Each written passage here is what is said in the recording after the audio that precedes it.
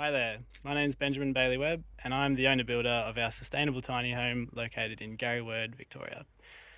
I'd like to acknowledge the Jabberung people who are the traditional owners of the land on which we're filming today, and I'd like to pay my respects to their elders past, present and emerging. I'd also like to extend my respect to any Aboriginal or Torres Strait Islander people watching this video today. If you'd like to join me, I'd like to show you around our tiny house. Welcome to the Nook, or as my partner Holly and I like to call it, the Nook on the Hill.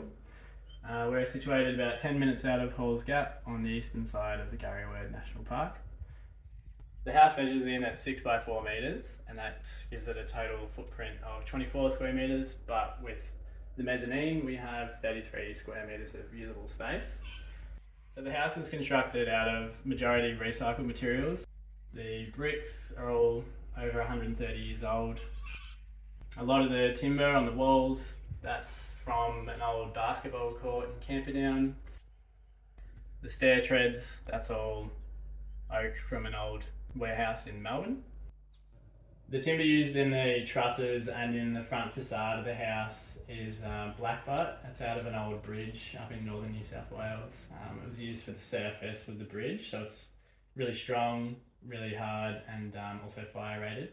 The living room is sort of the space that ties the whole house together.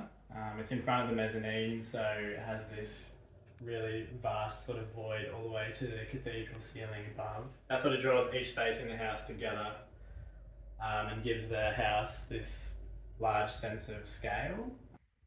The couch is just a unique custom-made couch, but it uses all the same material as the front facade and the trusses in the house. All of the windows in the house are double glazed. They're fire rated as well with toughened glass on the inside and outside. So that gives a really good thermal insulation for the front of the house and the various other little window spaces that we have. Because there's such a large window space in the front of the house, we also used a coating called solar band, which reflects about 70% of the UV rays from the sun. So this sort of helps the space not heat up too much, but also allows us to sustain that really beautiful view at the front of the house.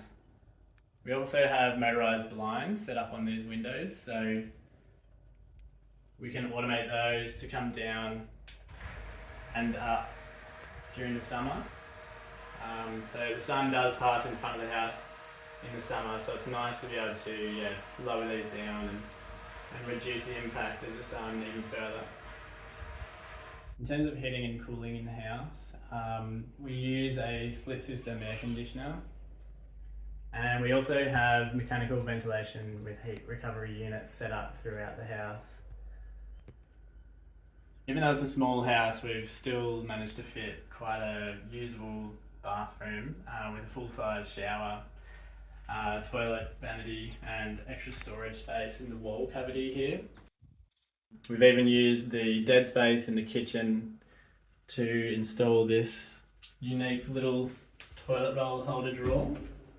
So that flows into the kitchen.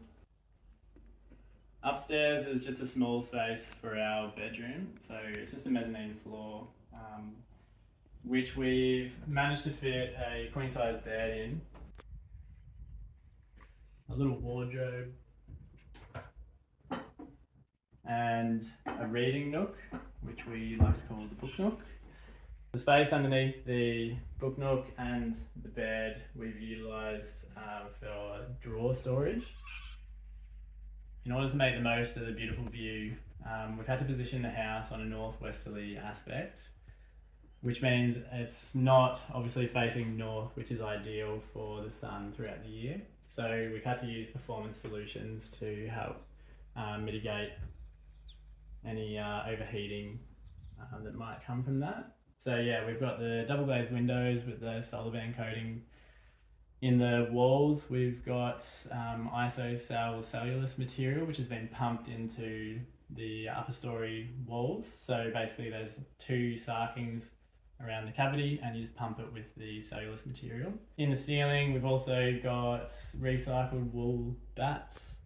In the double brick walls, we've got a foam purboard in the cavity. If you want to join me outside, I'll show you what we've done with the garden and also what we've got on the back of the house. So we've dedicated the back of the house to all of the services that run the house. We've put our washing machine outside just so it doesn't take up too much space in the usable area in the house because it's quite limited. On the wall back here, we've got another MVHR unit for the bathroom. We've got our split system air conditioner. We've got our hot water system, which is run off a heat pump. And we've also got our water filtration system up on the wall there. Surrounding the house is a native garden, and we've used sustainably sourced rock, which is just the byproduct from road base, which we've used on the ground, around the house, and then also in garden beds. Basically all of the timber used in the house, apart from the treated pine in the upper story frames, is recycled. So the pergola is made out of old red gum and also out of hardwood from an old shed that was in the frames of that shed. Our little picnic table is made out of the same framing hardwood. Our clothesline's just made out of some old hardwood that we had laying around on the block. And the platform for the bath and the front of the house is just old railway sleepers. We also have a solar power system set up on the top of the house, so that provides roughly 50% of our usage at the moment. It's a 4.5 kilowatt system. No battery yet, but there are plans in the future to get a battery and maybe expand with some more panels. Up behind the house we have a bore that we've drilled in that supplies all of our water for the house and for the garden. Thank you so much for joining me on this tour around our little house. I really hope you've enjoyed it.